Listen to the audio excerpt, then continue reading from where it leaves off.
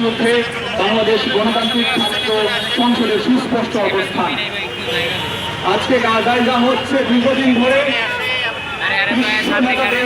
মদদে যে গণহত্যা এখনো চলমান, এই গণহত্যাকে আমরা তীব্রভাবে ঘৃণা করি এবং বাংলাদেশ গণতান্ত্রিক ছাত্র সংসদ যে কোনো বিচ্ছিন্নতাবাদ বিগত কয়েক বছর বাংলাদেশের সীমানাকে জোরদার করে তুলেছে, সেই সমস্ত বিচ্ছিন্নতাবাদ ভারতীয় সম্প্রসারণবাদের বিরুদ্ধে আমাদের অবস্থান থাকবে এবং একই সঙ্গে গাজায় যে চলমান যুদ্ধ সংকট, সেই সংকটে যারা হচ্ছে মেডিসিন এবং খাদ্য নিয়ে গাজা উপকূলে ছিল, সেখানে